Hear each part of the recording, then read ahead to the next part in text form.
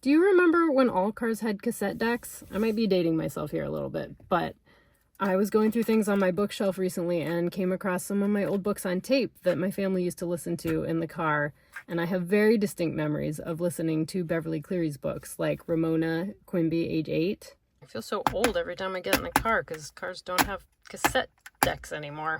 I've been feeling a little nostalgic lately, and I thought instead of trying to retrofit my car with a cassette deck, I would take you with me on a literary adventure to go explore the real place that inspired Beverly Cleary's novels that so many of us read as children. So if you're new here, welcome. I'm Elizabeth, and this is a suitcase full of books where we explore the real places that inspired our favorite books. And today, we're going to go to Portland, Oregon. So come along and let me be your librarian to the world. And honestly, thank goodness technology has improved so that we can take books on tape with us easier when we're traveling. Am I right? This is so much easier. 1. The first day of school. Ramona Quimby hoped her parents would forget to give her a little talking to.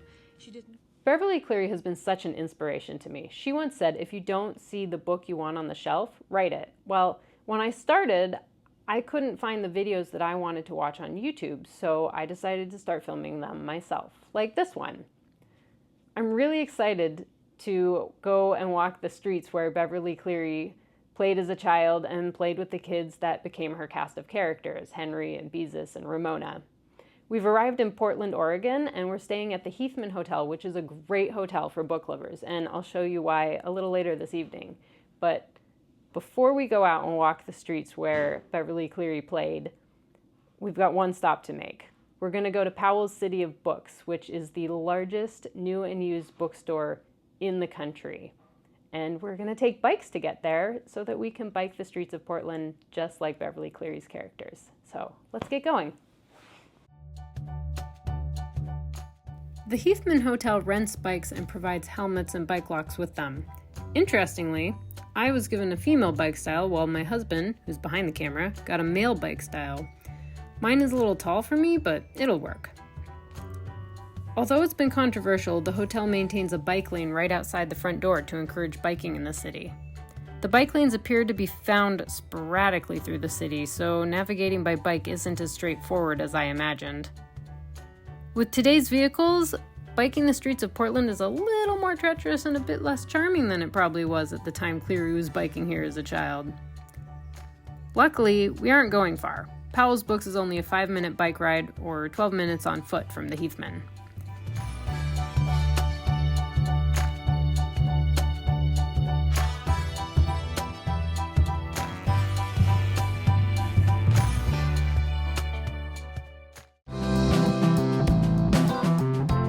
Powell's is huge! It claims to be the largest new and used independent bookstore in the world.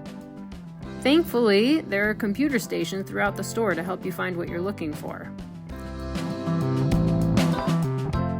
I'm on the hunt for Beverly Cleary's books, and it appears they're in the Rose Room. Now we just have to figure out where that is.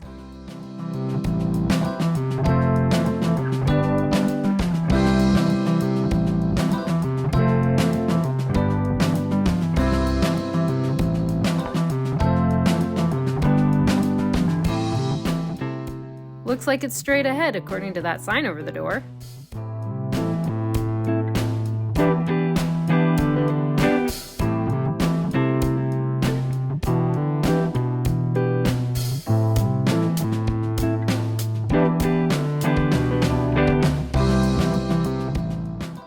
I found the Henry Huggins books I'm looking for, but there are so many editions. Which cover do I want?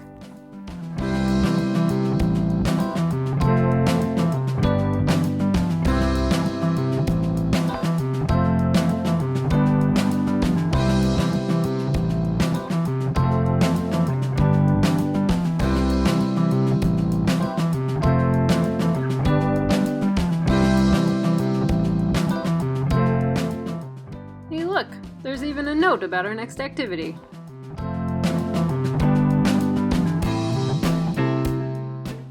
I've listened to the Henry Huggins and Ribsy books by audiobook, which are great because Neil Patrick Harris narrates them. but I don't actually own the print versions of them because as a child, I gravitated towards the books about girls, so Ramona and Beezus. So I thought it's time that Cleary's first books about Henry and Ribsy join my bookshelf. And speaking of Beverly Cleary's characters, let's go meet them face to face. We're at Grant Park at the Beverly Cleary Sculpture Garden. We've got statues of 3 of Cleary's characters. This one is Henry Huggins. This was Beverly Cleary's first character. Beverly Cleary was working in Yakima as a children's librarian, and she met some young boys that she was trying to help find books, and they couldn't find any books about just normal boys like themselves. There were superhero books, but there weren't books about just normal children. And so Beverly Cleary was inspired to write books for these young boys that were just about boys having fun, playing in their neighborhoods, getting into trouble as children do. So that's where Henry Huggins came from. And then over here we've got Ribsy, Henry Huggins' dog. Ribsy was a stray, and he found Henry, and Henry took him home, and thankfully his parents let him keep the dog, and he became Henry's constant companion. And then one of the other children that lived on the street where Henry lived, which is Klickitat Street, is Ramona Quimby. Ramona Quimby is actually the younger sister of Beatrice, or Beezus as Ramona calls her, and Beatrice, who is Henry Huggins' age, was actually supposed to be a main character, and Ramona was never supposed to be a main character at all. But she kind of took center stage and became Cleary's most famous character. So, funny enough, I found a book at Powell's called Walking with Ramona by Laura O. Foster, and so we're going to follow the walking tour that has been provided in this book, and we're going to go see some of the sights and streets that Beverly Cleary lived on and that inspired her books. So let's head out on a walk. Before you leave the sculpture garden, don't forget to check out the stones where the titles of each of Cleary's books with their publishing dates have been carved.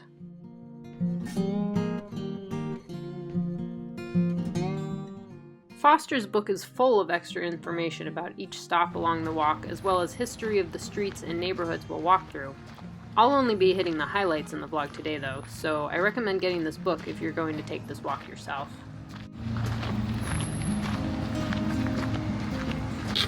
This is the crosswalk where Cleary's character Henry is a school crossing guard, and he has to lead Ramona across to the school on the other side.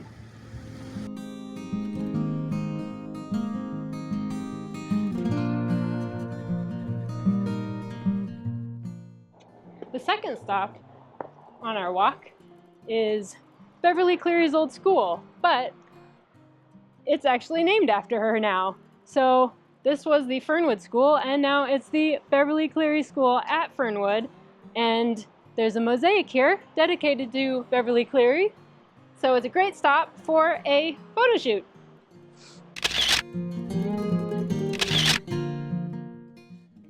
We're now walking down Hancock Street, which is the street that Beverly Cleary lived on with her family when she went to the Fernwood School that we just visited. This is the last street that she lived on with her parents, and we're actually coming up on the house that she lived in. It's here at 3340 Hancock Street. This is the street that Beverly Cleary played on, and the kids that lived on the street with her inspired the characters that were in her stories. But she didn't like the name Hancock Street quite as much as Klickitat Street, because Klickitat to her sounded like knitting needles. So she decided to take that name for her books. But this is the real Klickitat Street. So we're gonna go visit the actual Klickitat Street later on in the walk, but it was the kids here that inspired her books. So this was her old home here. This is a private residence, and I just heard the door click, so let's move on. Hey look, a little free library.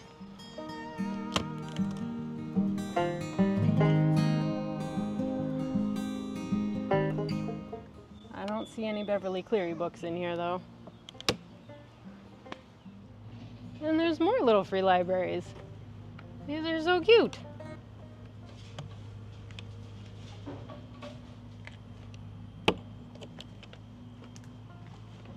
Welcome to the little free pantry. Oh, there's nothing in it. But nice idea.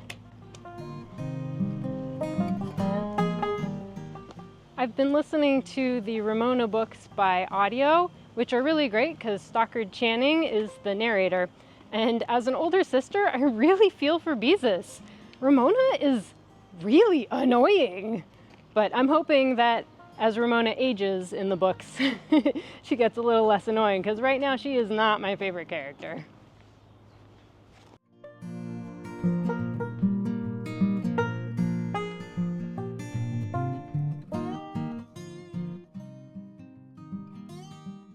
The next stop in the Ramona walk is this building, the Fleur de Lis Bakery. Unfortunately, it doesn't appear to be open, so we can't stop and get a pastry. But this building used to be a library, and it was the library that convinced Beverly Cleary that she wanted to become a librarian later in life. And in her Ramona books, she called this the Glenwood Branch Library, and it was the library where Ramona got her first library card. So we're gonna keep heading down Hancock Street to the next stop.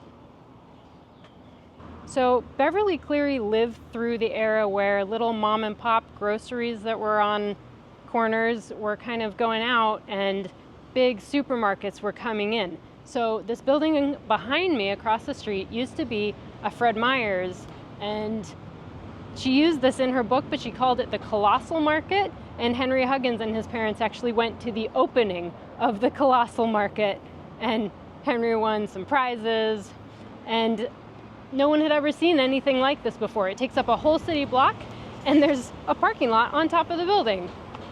And then we're coming up on one of the oldest streets in Portland. So let's keep going.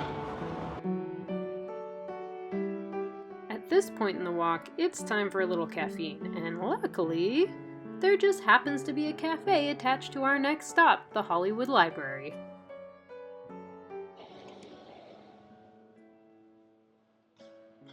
Inside this library is a map dedicated to Beverly Cleary, so we're going to go check it out.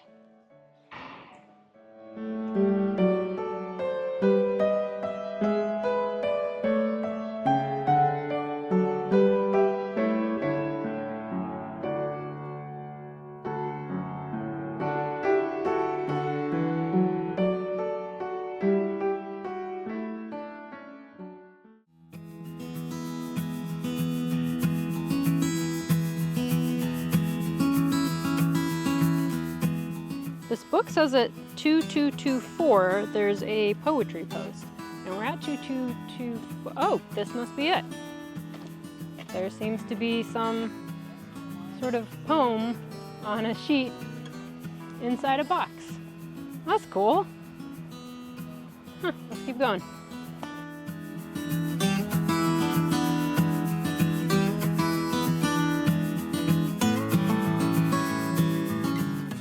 Fun fact, some of these neighborhoods still have old horse rings.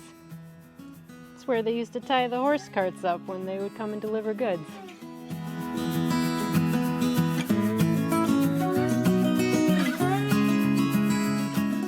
There's another little free library. They're all over here. And up there's another poetry box. What a literary neighborhood. This is my kind of place.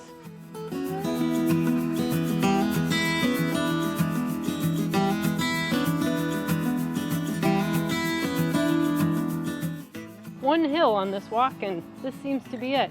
All the rest was flat though, so that's nice. Now we're headed up towards Klickitat Street, the real Klickitat Street. According to the book, there are 11 staircases along this ridge that we're walking now, and if we wanted to, we could climb, I believe it says 78 steps up to the top for a view. But we're just gonna keep walking along 38th Street towards Klickitat Street instead of climbing up to the ridge, because we're a little tired by this point.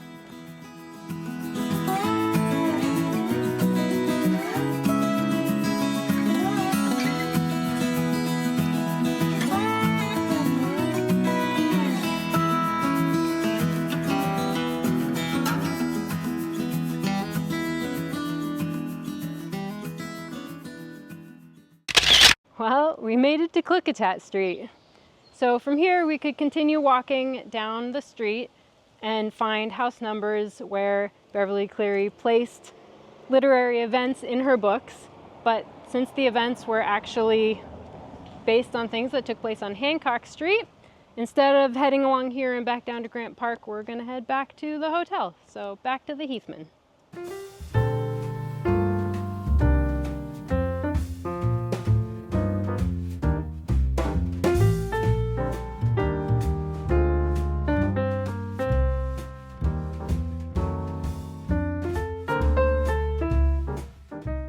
Remember when I said the Heathman Hotel is the perfect place for a bookworm? Just off the lobby is a library complete with rolling ladders and a cozy couch in front of a fireplace. But the special thing about the books in this library is that each one is signed by its author, and all the authors have stayed at this hotel.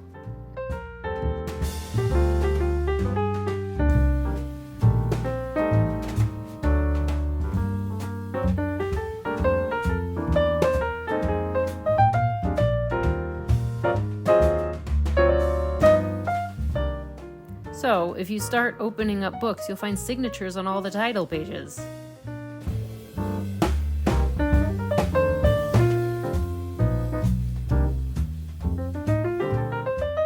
Unfortunately, there's no order to the book, so I have no way of knowing if Beverly Cleary's books are here unless I search every shelf.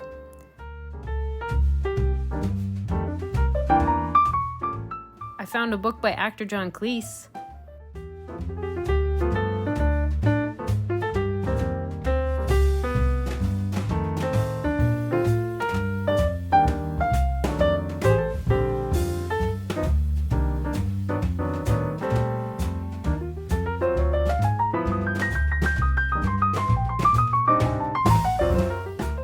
And radio personality Garrison Keillor.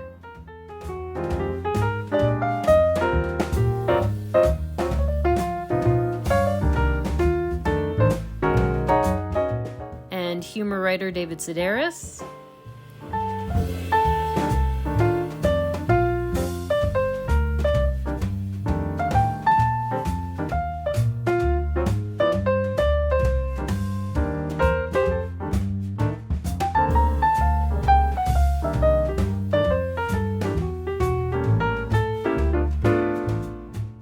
No way! I just found one by Sharon K. Penman, my favorite author. I didn't know she stayed here.